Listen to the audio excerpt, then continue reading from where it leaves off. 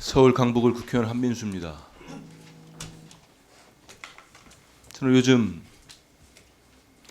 내란숙의 윤석열 씨 행태를 보면은 참 구질구질하다는 표현 자체가 아깝다는 생각이 들 정도입니다. 냉정하게 한번 보시죠.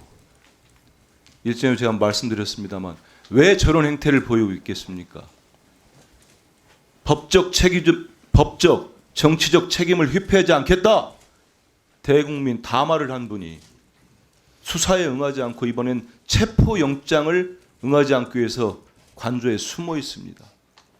그 일선 경호관을 비롯한 공무원들이 무슨 죄를 지었습니까? 대통령 하나 잘못 뽑아가지고 범죄자가 되게 생겼습니다. 자손 대대로 내란에 동조했다는 오명을 쓰게 생겼어요. 저런 사람이 우리 대한민국의 대통령이었다는 게 참담하지 않습니까? 이유는 딱 하나예요. 시간을 끌어보겠다. 버티면 뭔 수가 나오겠지. 뭔 수가 나옵니까? 우리 국민들이 두 눈 뜨고 지켜보고 있는데. 그리고 자꾸 국힘당이 일부 보수 매체와 단체들이 무슨 호재를 만난 양 떠들어대고 있는데 내란죄 뺀 거 아닙니다. 내란행위 심판합니다. 제가 알아듣기 쉽게 예를 하나 들어드릴게요. 한 회사가 있었어요. 회사원이 그 회사에 불을 질러버렸습니다. 엄청난 방화를 했어요. 회사가 쫄딱 망하게 생겼습니다. 그 회사원 회사에서 어떻게 됩니까? 징계 절차 밟아야 되는 거 아닙니까? 해고 절차 밟아야지요. 그리고 수사기관은 형법에 따라서 이 사람의 방화죄를 따지는 겁니다. 형량을 어떻게 할 건지, 몇십 년의 형을 살릴 건지 그게 헷갈립니까? 왜 그런지 아시잖아요. 헌재에서 그 제목을 정리한다고 하니까 벌떼처럼 일어납니다. 윤석열 측부터 해서. 이유는 딱 하나입니다. 시간 끌어보려고 했던 전략이 지연 전략이 실패로 돌아가니까 그런 겁니다. 6개월 끌어보고 4월 18일 넘기면 그 알량한 대통령이 임명한 헌재 재판관들 임기 끝나면 또 무슨 수가 생기겠지. 정말 2022년 5월 9일 날 대한민국 국민들 앞에서 선서한 사람 맞습니까? 우리 국민을 위해서 일하고 헌법을 보호하겠다고 한 사람이 맞습니까? 지키겠다고? 어떻게 이게 논란이 될 수 있습니까? 선동질해서 언제까지 가겠습니까? 정말 제발 국민을 생각한다면 윤석열 씨는 저런다고 하더라도 우리 국힘당이나 공무원들 중에 그런 분이 안 나왔으면 좋겠습니다. 저 유상임 장관이 최대행이 최상목 대행이 헌법재판관 임명할 때 뭐 반발한 게 맞습니까? 일단은 그 국민 간담회의 내용을 바깥에 얘기하는 것은 전 적절치 않다고 여당과 생각합니다. 아무 소통이 없었다 이런 표현을 쓰신 게 맞습니까? 발언하셨어요? 뭐 본인이 소통을 한 적이 없다고 말씀을 하셔서 그래서 우리 유 장관도 여당과 아무 소통이 없었다. 그래서 잘못됐다 이렇게 지적을 한 겁니까? 국무위원들하고도 소통을 안 했으니 그러면 여당하고 그러면 소통을 했느냐? 잠깐만 있어 보세요. 그런 얘기했어요. 그러면 헌법재판관 3인에 대한 임명이 이게 여당과 상의를 할 소통을 할 문제로 유 장관은 판단을 합니까? 아니요, 당정은 당연히 소통을 해야 되는 거 아닙니까? 그 아니 중요한 이 절차도 절차에서 모르고 계세요? 어떤 이미 절차를 11월에 여야 합의로 민주당이 2명, 국민의힘이 1명 추천하기로 했습니다. 합의된 내용 아시죠? 추경 원내대표 발표까지 잠깐 기다려 보세요. 답변 안 해도 됩니다. 발표했고 그러면 국회가 법에 따라서 절차 밟아서 임명을 했습니다. 아니 절차를 했어요. 의결을 했어요.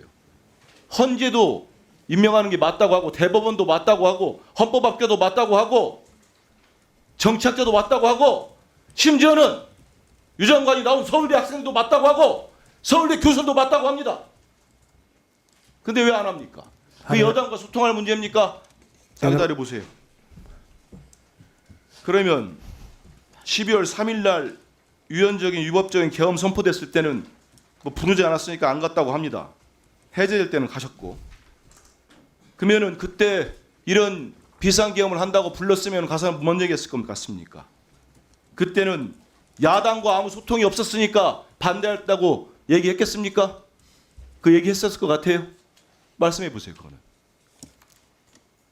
질문이 쏙 적절하다는 생각이 안 듭니다. 제가 잠깐만요. 대답할 필요는 그 시간 좀 없겠습니다. 멈춰 주십시오. 신문이 적절하고 안 적절한 거를 장관이 판단합니까? 우리 그러면 국민이 판단하지요.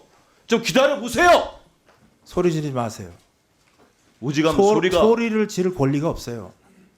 무슨 권리로 소리를 지릅니까?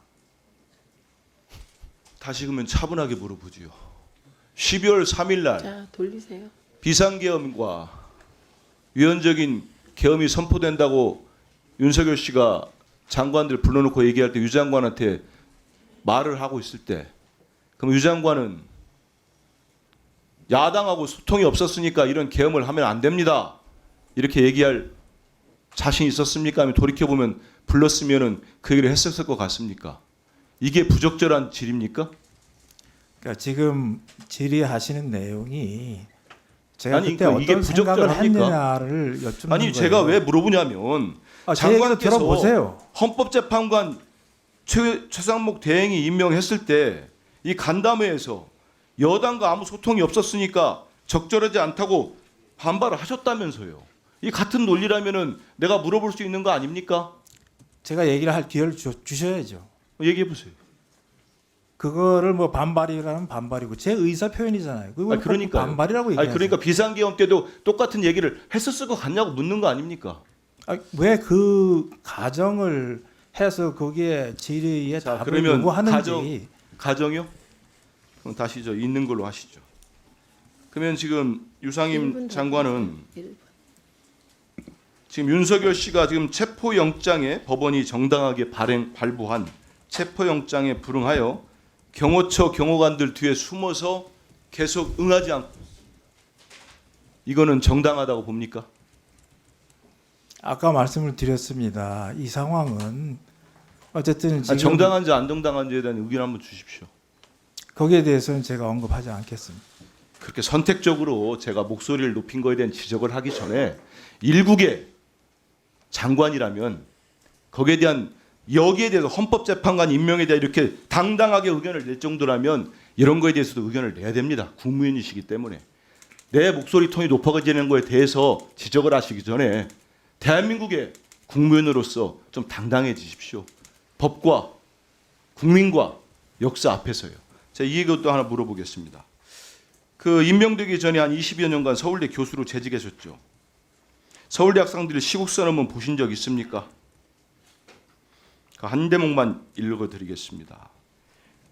윤석열의 비상계엄 선포에 대해서 이렇게 얘기합니다. 대한민국의 자유민주적 헌정 질서를 짓밟는 행위 분명하고 한 10초만 더 1분 드렸죠. 1분 더 드렸습니다. 네. 대한민국의 자유민주적 1분이 들어오지 않은 것 같습니다. 1분 더 드렸어요, 이미. 이미 들었 1분 드렸죠. 예. 알겠습니다. 그러면 이건 제가 그냥 육성으로 읽겠습니다. 서울대 제자들이 한 얘기니까 들어보십시오. 윤석열의 비상계엄 선포는 대한민국의 자유민주적 헌정 질서를 짓밟는 행위 분명하며 정파적 갈등을 떠나 국민의 대의기관인 국회를 종북 반국가 세력으로 전락시키고 국가기관의 의결을 교란으로 일축하는 부당한 처사다.